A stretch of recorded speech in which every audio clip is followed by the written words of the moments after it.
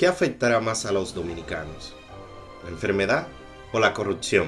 La pandemia que nos ha detenido el desarrollo.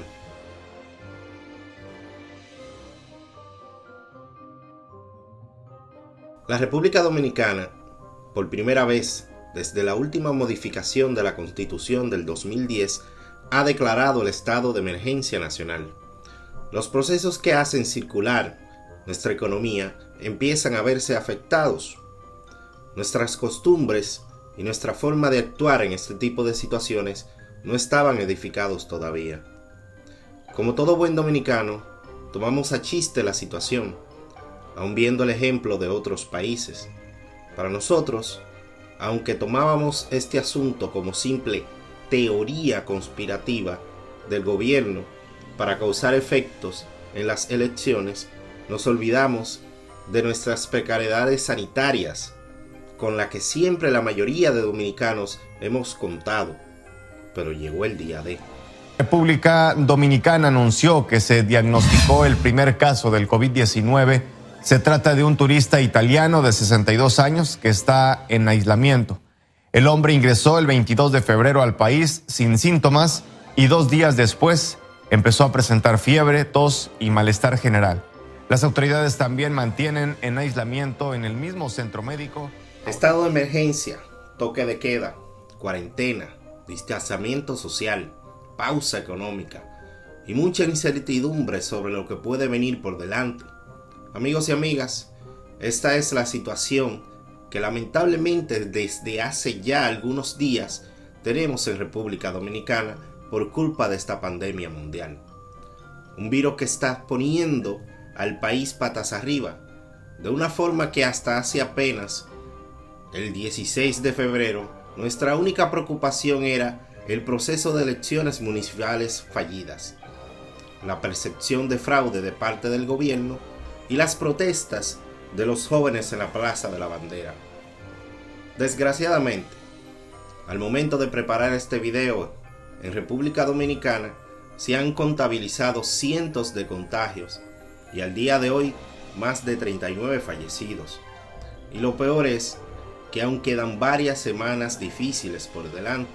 En fin, son cifras que nos ponen a todos los pelos de punta, aunque en comparación con otros países como España, Italia o Estados Unidos, nuestro país va en una escala menor a lo previsto, sea ya por las medidas tomadas o por las pruebas no tomadas.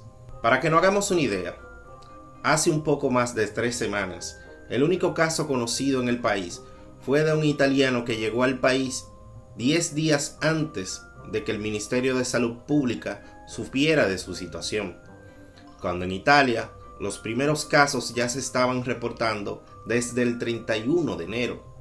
Para ese entonces ya en Italia, España, Reino Unido, Rusia y Suecia se habían reportado los primeros casos positivos del virus.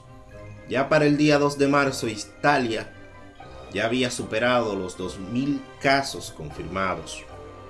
Para ese momento, el ministro de Salud Pública dijo: actualmente hay 36 personas a las que se le está dando seguimiento intradomiciliario, invitando a la población a tomar medidas para evitar el contagio.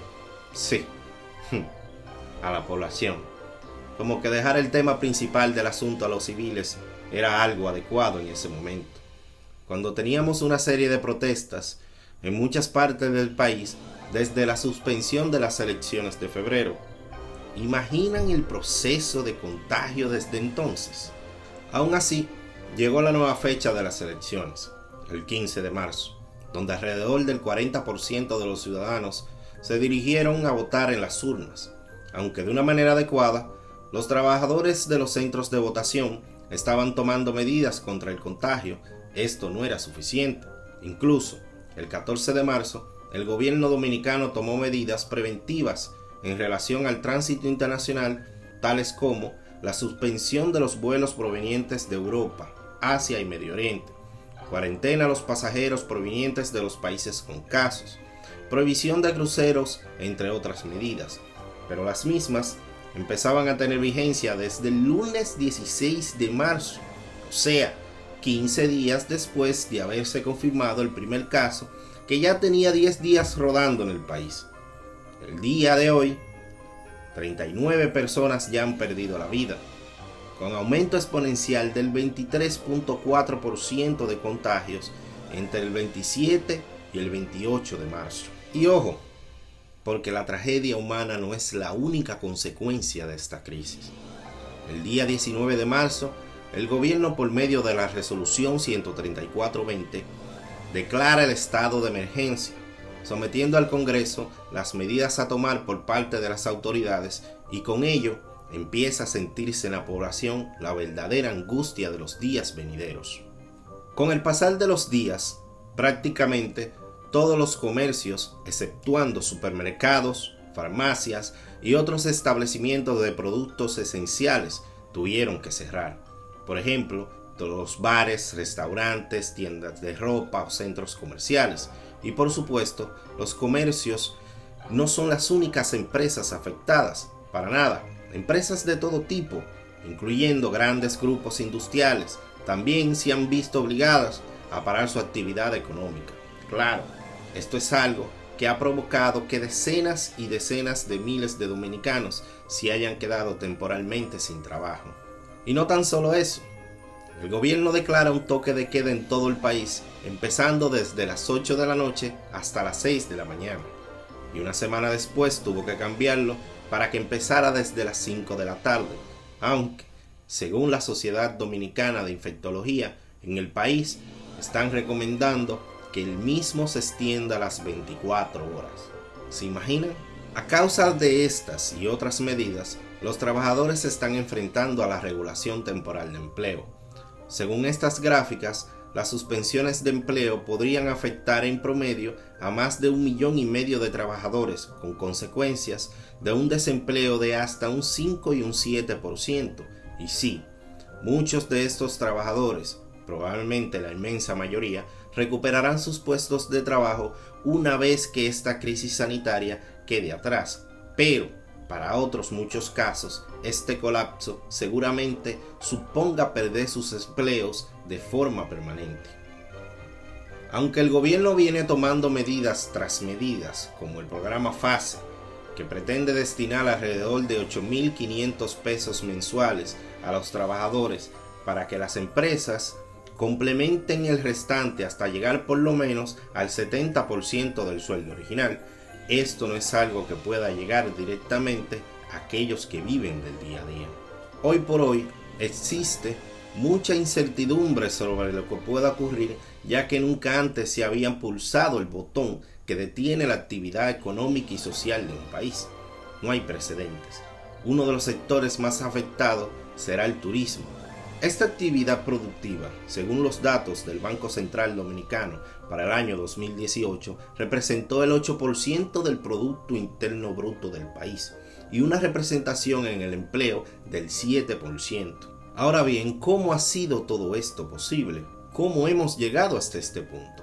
La gestión que China realizó con todo este asunto, haciendo pública la situación de la epidemia en la segunda mitad del mes de enero de una manera tardía. Durante la primera mitad del mes de febrero, muchos países asiáticos ya habían comenzado a tomar medidas muy serias para contener el virus. Sin embargo, en Occidente las cosas se hicieron muy diferentes. Simplemente no se hizo nada hasta prácticamente bien entrado el mes de marzo. Y amigos, esa reacción tan lenta y torpe de países como República Dominicana ha tenido consecuencias. El 2020 prometía ser un año bueno para el mundo. Los mercados parecían optimistas. Tras muchos vaivenes, amenazas y guerras comerciales, el desempleo en los Estados Unidos se situaba en mínimos históricos. Y para el país protagonista de este video, en República Dominicana, seguía aumentando la tasa de empleo, mientras las previsiones de crecimiento económico eran bastante positivas.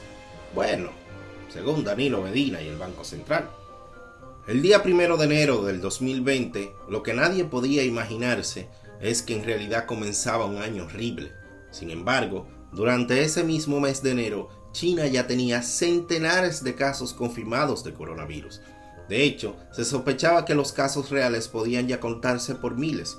Precisamente por eso, finalmente el régimen chino tuvo que aceptar la epidemia y tomar medidas drásticas, como supone, por ejemplo, decretar el bloqueo y una cuarentena absoluta en toda la provincia de Hubei, una provincia de unos 60 millones de habitantes. Y eso no es todo. El resto de China se puso alerta y la gente dejó de poder salir a la calle libremente. Simple y llanamente, la mayor fábrica del mundo se había detenido. Pocos días después, la Organización Mundial de la Salud consideró esta epidemia, luego pandemia, como una emergencia sanitaria global. Y claro, podemos decir que con todas estas alarmas, países como República Dominicana, con ciertas carencias en su sistema de salud, lo normal sería que al ver semejante lío, apareciera en el gobierno cierta preocupación y algo de preparación, ¿no? Pues, ¿qué le puedo decir? Desgraciadamente, nada de eso pasó. Es más, lo que ocurrió fue todo lo contrario, como ya sabemos. Ya ven, aquí no pasa nada. No había por qué preocuparse. Los dominicanos no nos íbamos a contagiar de ninguna de las maneras. Tú sabes, como llegó a decir uno de los senadores del Congreso Nacional. No, pues el coronavirus no existe aquí en este país. No son vainas. En este país aquí lo que hay son 10 casos. No es coronavirus. ¿De qué coronavirus tú me estás hablando? Muchas gracias, don José. ¿Dónde está el coronavirus? Senador, qué pena con usted. Nos debe una disculpa. Y bueno, ¿qué le puedo decir? Esto lo estoy grabando de madrugada. Y sí, estoy pelú, estoy barbú. ¿Quién va a ir a la peluquería? Los perros no dejan de sonar, aunque nadie está en la calle. La vecina jugando Free Fire hasta ahora, voceando como una loca. Y nada, señores, quédense en su casa. No salgan, a menos que sea necesario. Hablamos. Suscríbanse al canal,